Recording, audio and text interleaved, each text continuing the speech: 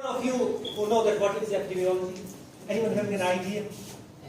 Study of the prevalence, for example, of something related to the population. Yes, distribution of So disease. studying something. So he said that studying some prevalence about some population, regarding some population. Yes, anybody else? Prevalence of disease. Prevalence of disease, okay. Anything else? Anyone else who can talk? What do you understand by the word epidemiology? Study of epidemics. Study of epidemics. For example, when I finished internship, I became an epidemiologist. Okay, so study of epidemics. Fine. Anything else? It's only that we study disease and we study epidemics only. That's epidemiology. That's a very good idea that we study one part, we tell us that we study epidemics, and the other person said we study prevalence of a disease. There is a community aspect. It's a community aspect. It's a major. Community means in population we study. Measure the distribution of factors affecting or measure of any number that you want to measure according to your study, like sample size, prevalence, risk factors. Prevalence, risk factors, Like, sample size. Corona. Corona. It became an epidemic. It became an epidemic. So you studied that. That you say that it's epidemiology.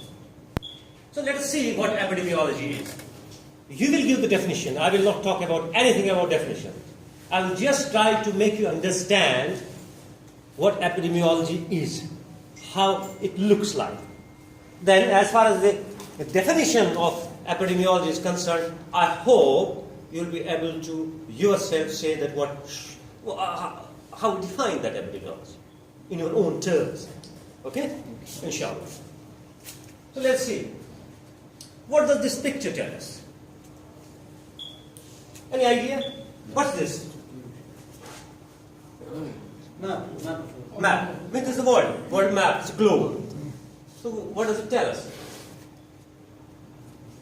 It tells about adults and children estimated to be living with HIV. So we have a disease called as AIDS, and this tells about this picture. It tells us that why is the disease? What is it? What is it? Sub-Saharan, Middle East, your country, your area is also here. Asia and Pacific, Eastern Europe, North America. So the existence with the Existence of the disease, why it exists. Or some person say, you said about, it's talking about distribution of a disease, isn't it? Isn't distribution? Yeah. Are you understanding my point? Yes, yes. What is this? It is distribution of disease in the world. Where is our problem?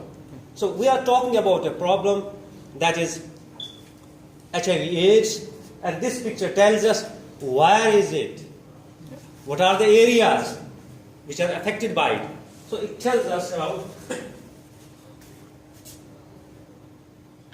where is that disease. Means it gives us idea about distribution of what?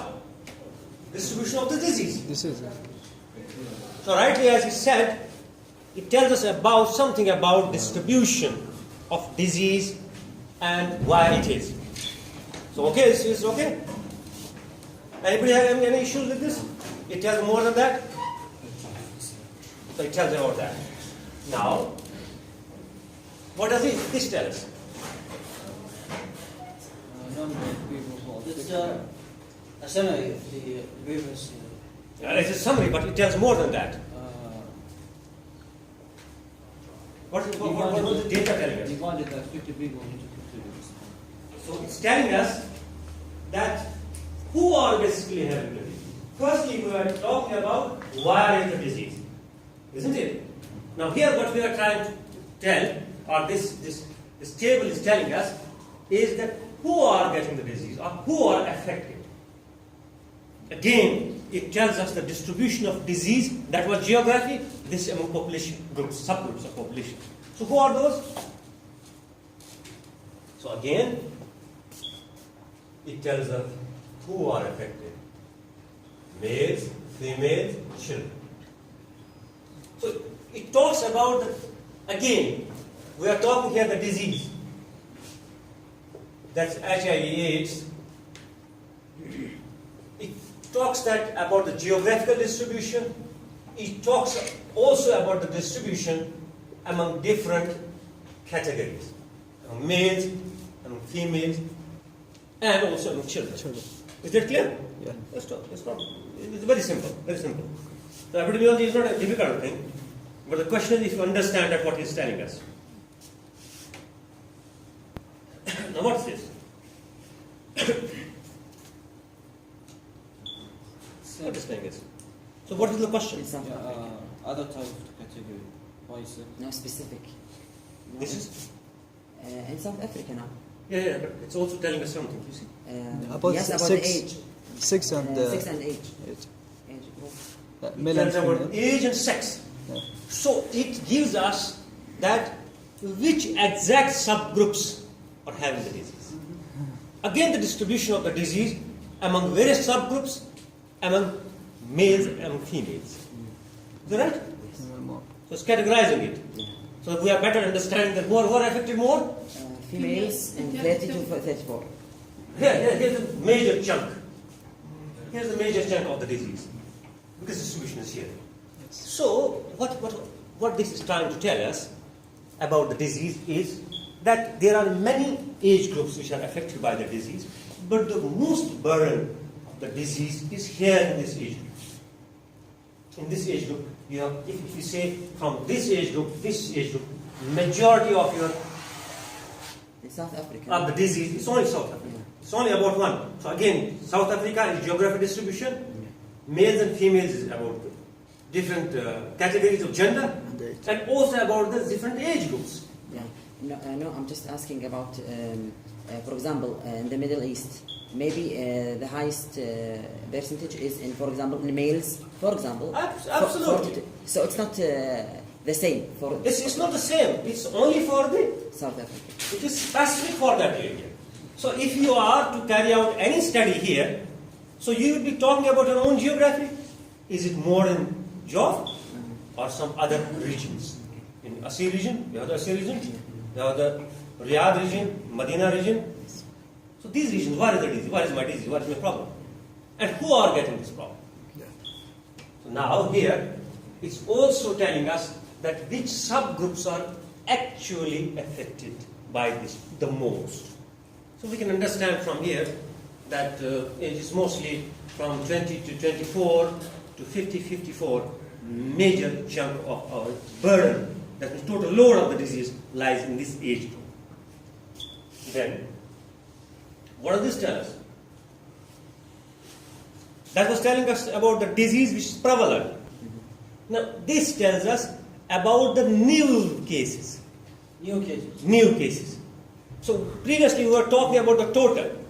Now, this is talking about the new cases that have occurred during 2013. So, these are new cases. So, it's giving also information about the old cases, about the new cases, about the geography, about the population subgroups. So, till now, we are only talking about distribution.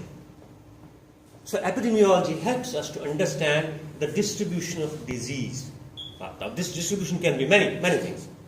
Distribution as per geography, distribution as per the gender groups, distribution as per specific age groups. So you can even add up other things about different regions. It's telling us. Then, what's this?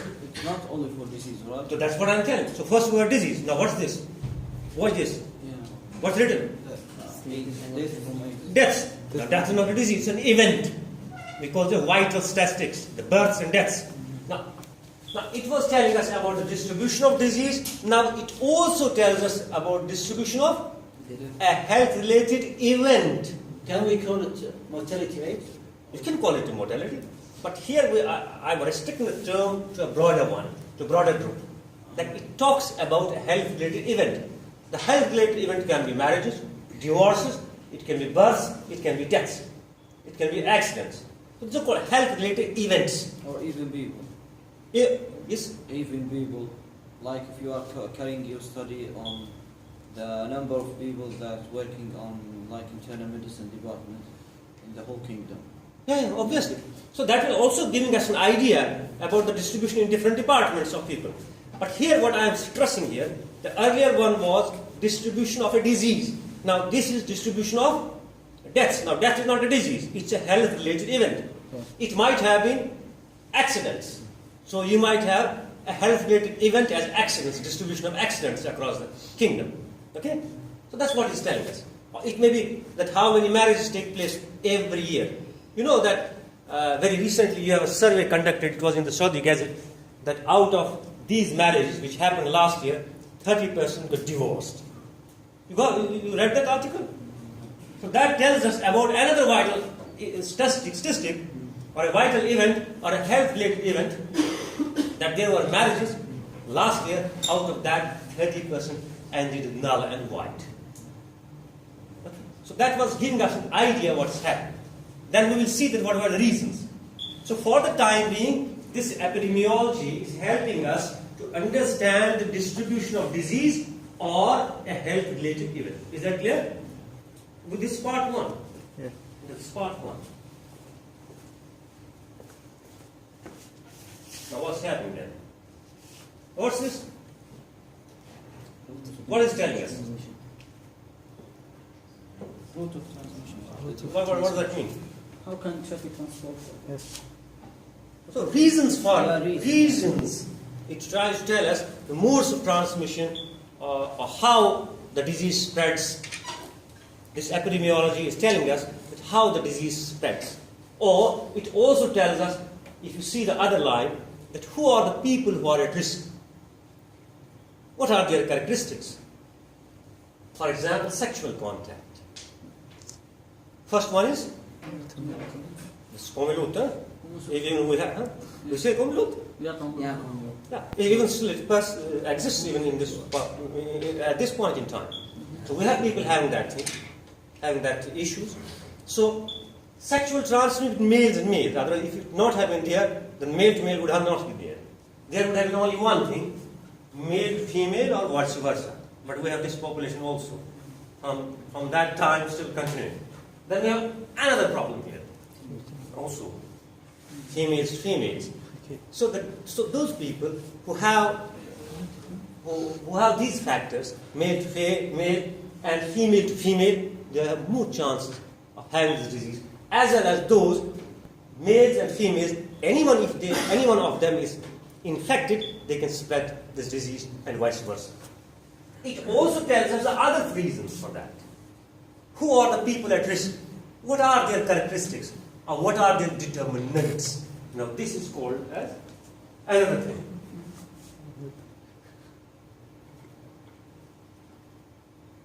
Means what determines that a person will get an infection. Here it tells us what determines. If you have needle shearing, you have IV drug abusers. IV drug, you take Yes. drugs. Even in the kingdom now we are getting a lot of problem because of that. Because of oral as well as because of these things. So you are the people who can stop it. You are the people who have to work with the community, work with these groups and help them come out of this problem. That's your job. That's your job towards your society, towards your country. So how you are going to help? You will only help them if you understand that what are the reasons first. Then occupational exposure. Who are those occupational exposures? What's that? What does it mean? During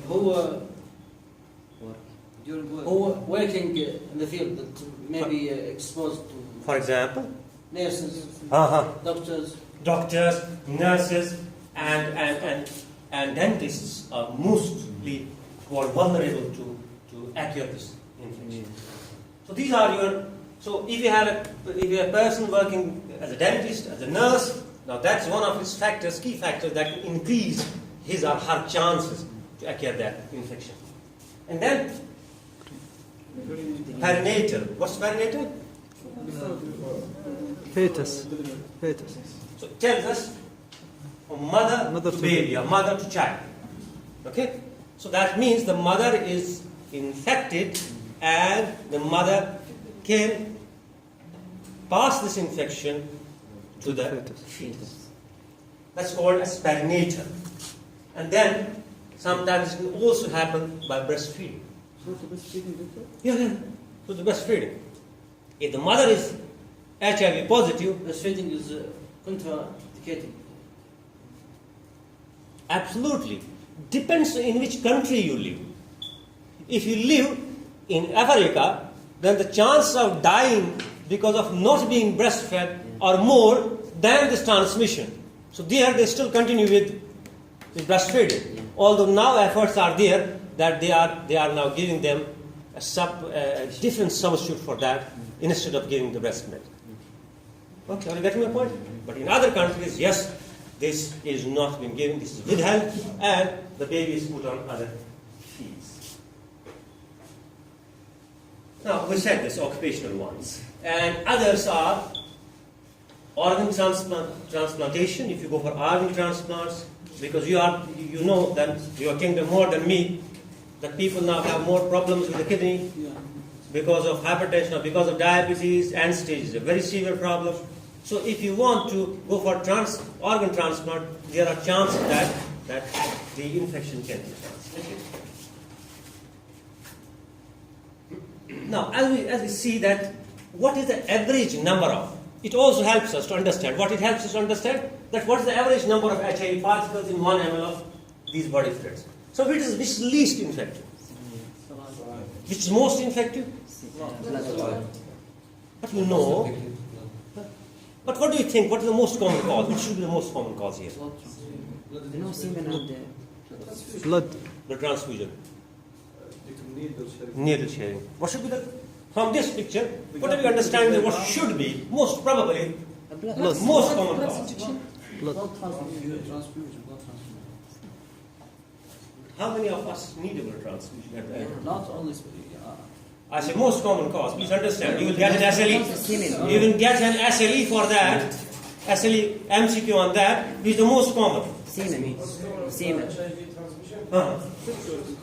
Sexual. Why? Why sexual? Why not? Why not? Because sexual intercourse is necessary. That means a natural phenomenon. It's a natural process. This will carry on. When this carry on, the majority of cases which you will be getting because of HIV, the main cause will be sexual intercourse. But if you tell which is the most infective, understand, the most common reason for getting an HIV. But what's the most? Blood transfusion. It is the blood transfusion, highly infective material. Which is the highly infective material? Blood transfusion. Blood is the highly infective material. Understand these two terms, they are different. Don't mix the terms, huh? No intermingling of terms. That's the most infective, but most of the cases are not because of that, they are because of sexual transmission or sexual contacts. But I think blood is the most Infective. Infective. because sexual contact can be protected by a condom or something. But still, it continues to be the major. If you see the contribution of each, I'll show you. So, I'll come to your point. Now, this is another thing, that once we have now this problem, the epidemiology tries to identify the cause, the determinants of the disease. So first thing was distribution of disease or a health-related event, the death, and also about the determinants of disease or health. Now this is the determinant. This is one of the important determinants, that this causes the problem. Is there any issue? Yeah. Oh, I'll put that. First let me see the... I'm sorry, I have not put that picture. I put it, but I have not. So that was giving you actual contribution of each. Whether how many cases we get from sexual transmission, it's more than 70% we get from sexual transmission rather than blood transmission. That I was to explain you. That why it is vice versa and not like that. So, once we have now this information, so epidemiology helped us to understand distribution of disease and determinants of distribution of disease or distribution of a health-related event. It also helped us to understand the determinants for the disease or for the health-related event. Then what should we do? Now from that information, what we are doing, from that information, for example, in case of HIV, what we are doing? What we are doing? With this information which we got, what we are doing now? Determine the most affected places. So now, based on that, on the distribution and determinants of the disease, the epidemiology also helps us to apply the same knowledge for what? For prevention and control of disease. Or you get my point? So what is epidemiology now? So epidemiology, basically epi means upon, demos means on people, logy means to study. So epidemiology means now it's a science that helps us to understand the distribution of a disease or a health-related event, okay, and the determinants of that disease or health-related event, and application of the same for prevention and control. That's epidemiology. So all which you see in your literature, in your books, we understand first the distribution, then the determinants, then from this all information, we try to develop strategies for prevention. So you see what were the causes or the reasons or modes of transmission for HIV. Now what you are doing for all those who are HIV negative individuals. That means those people who do not have or not positive for HIV. So what do you do? Educate yourself and others. Know the HIV status of any sexual partner. That means in case there are countries where there is a free intermixing, so it's very important that those HIV negative, they should know that one of the reasons for transmission is sexual transmission. So let the partner, let me be clear about the status of the partner. Then use a new, in case this is another prevention, that condoms is one of the preventive strategies for HIV, but understand it's not 100% effective. So don't have this in your mind. The only thing which is 100% effective is abstinence. Abstinence, don't do. Yes. Be faithful to your partner only, rather than going here and there. If you remain faithful to your partner, there's 100% surety that the person will not get HIV. But if the person is not like that, then what will happen? So he should also know that how to prevent himself. So this is another way. And it is considered male circumcision. Now you will see all the West going for the circumcision. Use a clean needle for injections. If you need to go have an injection, if you go to a pharmacy or to a hospital, always ask for a new syringe and needle.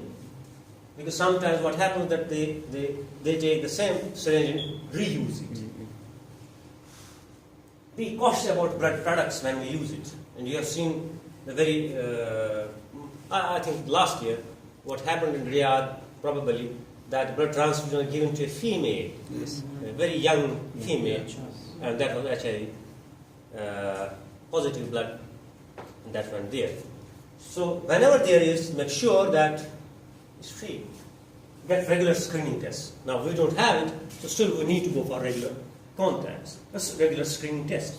Because what's important is, if you see the etiology of this disease, what are the reasons or modes of transmission, in 7% or 10% cases, we do not know why the person gets the disease. So it's not 100% foolproof. So even 7% of those who have this HIV wouldn't know actual way they have contracted it. So that means every one of us should basically voluntarily go for this type of screening testing. Then if we have a HIV positive, the message will be for them. That was for message for the HIV negative one. What about HIV positive? Follow safe sexual practices. Tell your sexual partner about the HIV. If your partner is pregnant, tell her you have HIV. Tell others who need to know that I'm an HIV person, so if you have any type of contact, you have to be very careful. So that is based on that information, we develop certain preventive messages for the one who is not infective and for the one who is negative and the one who is positive. That there should be certain important information, and this will help us in prevention and control of the disease. So now we will reach to the epidemiology, actual facts which I wanted. So he tells me that there are these W's. You see? 6 honest men. These are the W's. Whenever you will be talking about any disease, what is the problem? What is my problem first? Then, what is the problem? When is this problem occurring? This disease. How is this occurring? And why is this occurring? And who are getting it? Same thing. Yes. Distribution and determinants. So if I want to just circle it, so what, where, when, how, why, and who. These are the wise principles that every man has. If he searches for anything, he asks these questions to himself. Why I'm not getting good marks in the exam? How I will get good marks in the exam? So you are asking the same questions to yourself. Yes. What is Rudyard? Yeah. What is the? His name is something, it's there. Rudyard Kipling. In 1865. He made us understood. He said that. He said that. It's not what I say.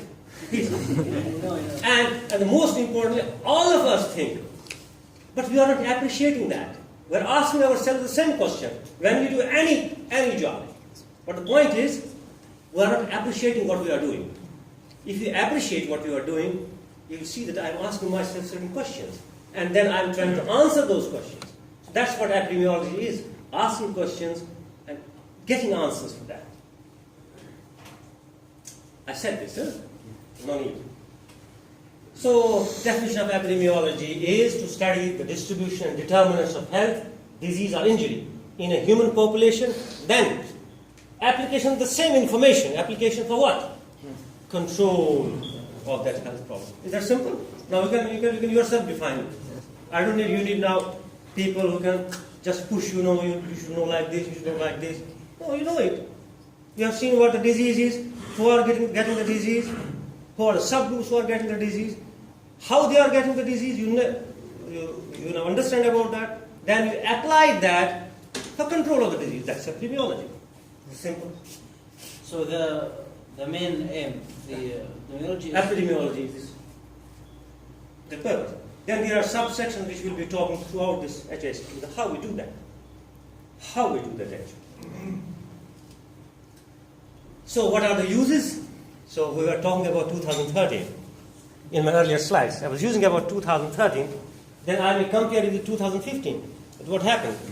So this epidemiology helps to understand the historical study of health and disease in population. Isn't it? We studied that in 2013. In future, maybe inshallah in 2020, if we are there, we'll again study the same thing, but in 2020. So it will tell us about the historical fall or rise of this disease. It also helps us in community diagnosis. That once a particular community has a particular type of problem, you try to find out that why. What are the reasons? It helps in community diagnosis. It also helps us to understand the working of. Now this epidemiology cannot be only there. We cannot use it only in disease and injuries, but for example, to study the working of health services.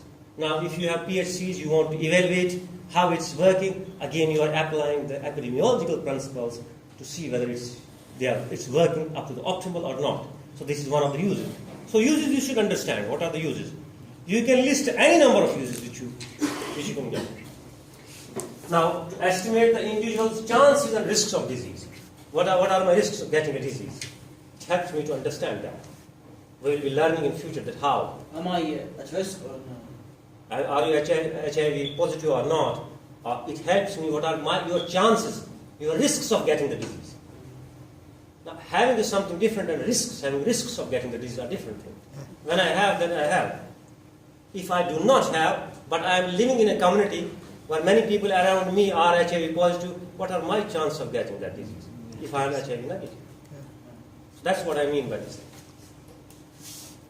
To help complete the clinical picture of disease. Sometimes when you read so many things, in diabetes or any disease, there are certain gaps in the knowledge. You want to fill in the gaps.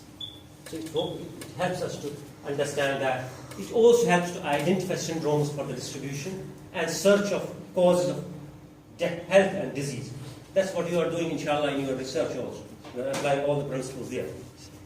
Now, once we reach those epidemiology, there are certain measures which we calculate. What we calculate? In the earlier part of my presentation, we calculated that what is the number of people who have the disease. Now, it tells us that we calculate many things. One of the many things is the ratio.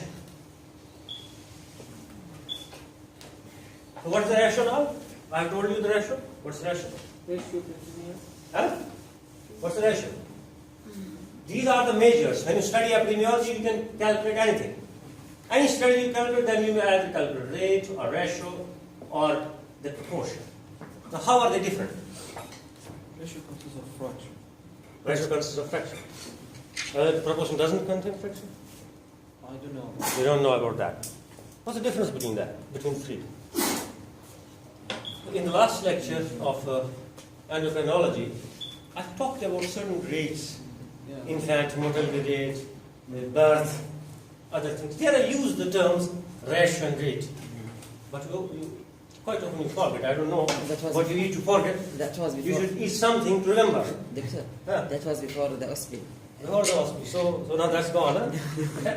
Okay. So everywhere in all the three, you will see there is a numerator and a denominator. There are two things in all the three. We have a numerator which is on the top. We have done it in your basics. And we have a denominator here. Yeah. When this numerator is a part of the denominator, the part. So here is A plus B. So A is a part of the denominator. What does that mean? A is a part of the denominator. It's just a theoretical concept. Let's give a practical thing. Number of people Yes. having diabetes. Okay? Divided by Number of people who have diabetes. total Yes. number, total population at a given point in time. So this is a part of this total population. You are getting my point? Yeah. But here in ratio, what happens in ratio, it is not a part of the denominator. There is something called B. So this A is not a part of B. Otherwise it would have been A plus B.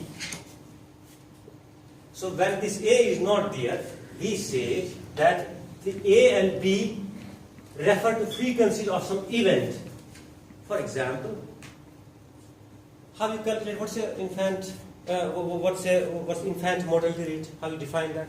Have you any idea? No. You don't have, huh? Forgotten that. So we'll come once we give examples.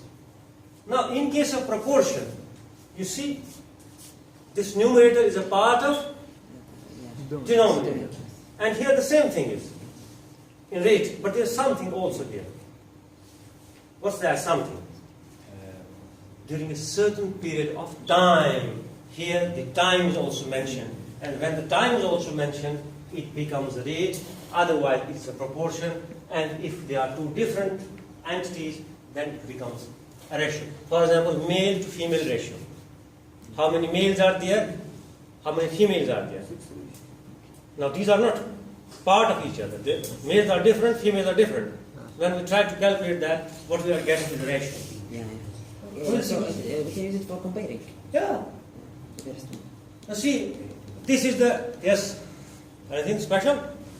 Talk to me then.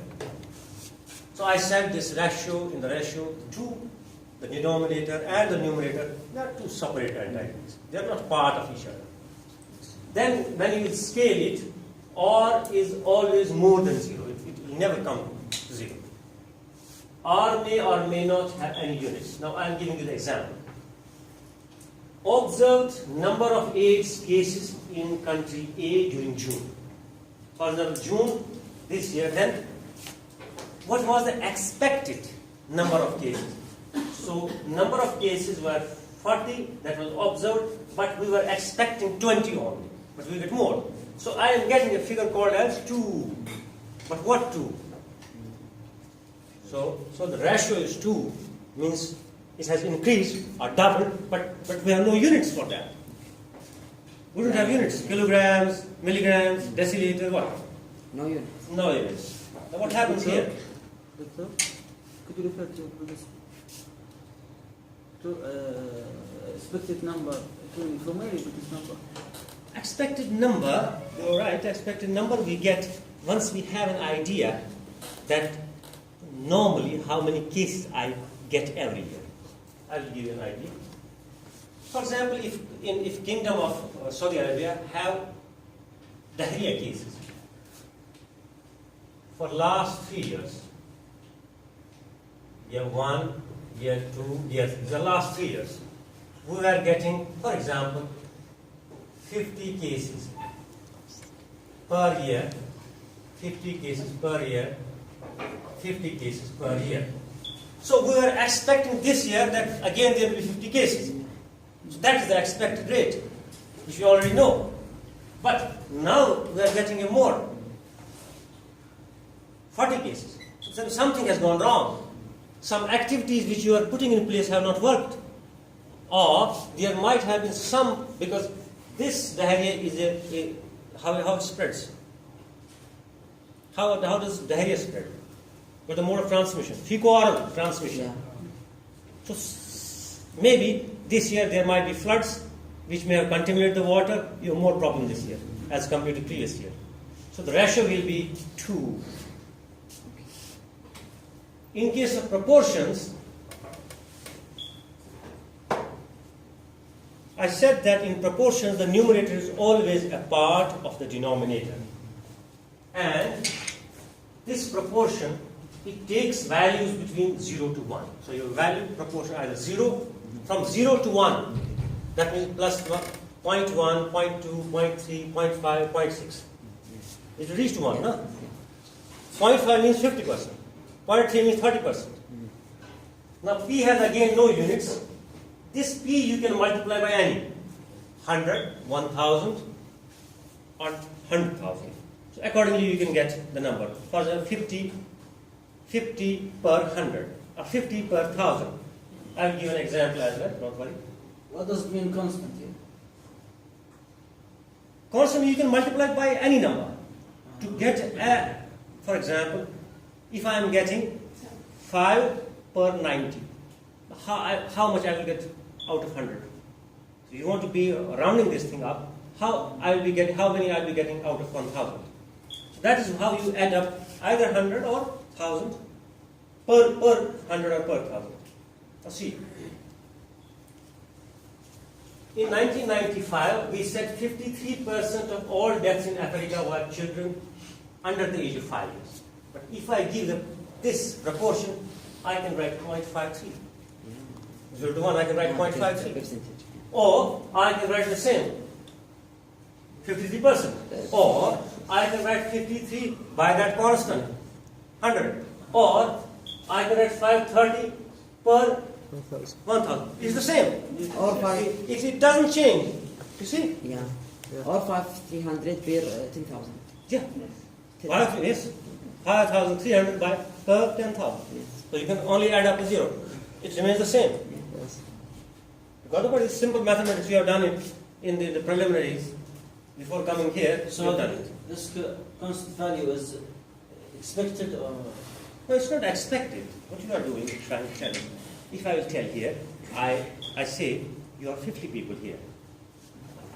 So out of 50 people, I am getting 6 cases of hypertension out of 50. Okay? Or 50 all of you. I'm getting. Now how I will put as a proportion? So I will multiply it by 100. Okay? You see, I will use very simple mathematics. This and this I will cut. It becomes 60 by 5. It will be 12. So it will be 0.12, or I can write 12 per 100. You are getting 6 by 500. Yeah. That means double it. 12%. Yes, yes. Or you can have 120 by 1000. it doesn't make difference. That's how you apply those constants and others. Now, as far as the rates is concerned, I said the only difference between the rate and this proportion is the time. So that's what it tells us about the time. This also, the second name for this is also the risk, when it's per unit time. Now we can see it giving examples from the vital statistics, which we have done. Infant mortality rate, we usually use the term. But see, it's number of infant deaths per 1,000 live births during the year. So IMR is a ratio per 1,000 live births a year. The IMR is not a proportion because the numerator is not necessarily part of the denominator, because some infants may have born during the previous year, which have given us the overall previous calendar year, but they have reached this age this year. So now we are using, they are not basically from this year, they were from the previous year, and we are bringing them in this year. So that's one of the reasons. Similarly, fertility rate, how we say number of live births is the numerator. Denominator is per 1,000 women aged 15 to 54. Now on top we have live births, and the denominator is women 15 to 45 years. Now they are not a part of this. It is not, births are not a part of this. They are women, they are live births. And this is there, we call it a fertility rate, but actually it's not a rate, it's a ratio. It's a misnomer which we are using. Similarly, you can calculate, now these are the calculations. So you are either calculating a rate, you are either calculating a ratio, or proportion. From what? From epidemiology. The measures were either the rate, or the ratio, or the proportion. And these are the various rates which you can calculate. When you carry out any study, you can be interested in annual crude death rate. Again, there's a rate you are getting it from epidemiology. Annual age-specific death rates. So these are the rates which you can calculate yourself. Now, important things is about incidence and prevalence. Just I want to talk about this. Then I will finish up. Now, what is the prevalence and what is the incidence? Anyone? Prevalence, the majority, and incidence, the how many cases. Incidence mean how many cases. Prevalence, the distribution of these cases, or majority of distribution. Understand my point. Today, I am taking your measurement for blood pressure. I use a cutoff for a hypertension and a normotensive. If I find today in this group that I have, if you are 100 people, I don't know your status. If I get, for example, 15 out of 100. So this is the total cases as of today. It may include the cases which were diagnosed earlier or which I have diagnosed today. So this is earlier cases, old cases and new cases. But if I will follow you for 1 year, all of you, I will follow you for 1 year, then again after 1 year, I will do another measurement. Now, I know already who are known. If now new cases develop, if I get now these, if I subtract and I get now 25 out of 100 per year, then these will be the new cases which will be up. They will not be the old cases. So the incidence will be 10. Huh? The incidence will be 10. Yes, incidence will be 10. This is total. So incidence will be actually 10 per 100 per year. I am following those 100 students for per year. Okay. So incidence is the case of a specific disease in a calendar year. So you understood the difference between a prevalence and incidence. Incidence is the new case which occur. We're following it we have a follow-up in this case, but in the prevalence we don't have a follow-up. We see at this point in time. Another is called as period prevalence. That is in a given period of time. How many will get, I'm carrying out a study from May to June in the community. So this is in the period I am carrying out the study. So some people may even arise during that period. In a but specific period. That's called as the period prevalence. Defined time period. Now, there is another concept which you must understand is the change. This change, we say, change in rates. It may be absolute change, it may be relative change, or it may be proportional change. Now, how does it differ? Now, something is dry, but I can't help you out. You have to bear with me. First on this, absolute difference means, for example, if we have 10 or 15 cases of any particular disease, then I am using certain, for example, we have 20% smokers here, but I am using some preventive strategies, some strategies in primary prevention like health education and other things, and many of you stop smoking. So from 15%, which was my rate, at the end of 1 year or 2 years, I am getting only 10%. So the rate has changed. Rate has changed. And that change in rate from the total to the new one, this is called as absolute change. Or if I get more. Now instead of 15, I am getting now 25. Means my messages were not adequate. So from rate to 25, when I say I may reach from 15% to 25%, so it has increased actually, isn't it? Or from 25%, if I have reached 5%, it has decreased. So this is my rate 2 minus rate 1. So this is my rate 2, this is my rate 1. If this, what happened? Yeah? Are you expecting it?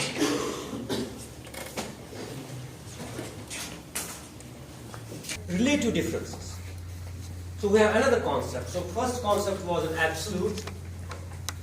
So rate 2 minus rate 1 is absolute. Then there is a relative one. Now what is this relative one? For example, we are following a group of people who have exposed to X-rays and another group who have not been exposed to X-rays. We are following them and seeing how many of them develop a particular disease.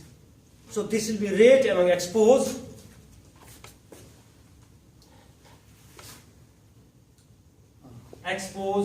divided by rate among unexposed. For example, smoking. Who are smokers, if I get 20 cases per 1,000, I have followed 1,000 people, and from here I am getting only 10 cases, so my relative risk will be 20 divided by 100 into 1,000 divided by 10. That will be that. So we divide those rates.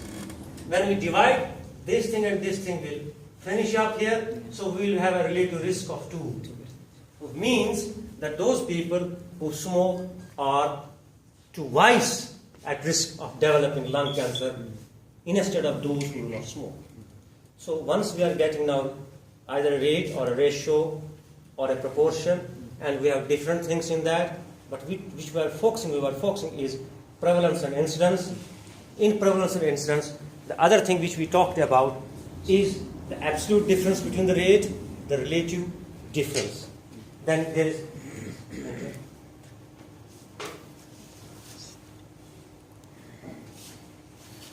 the last slide I want to tell you, and we finish up with this.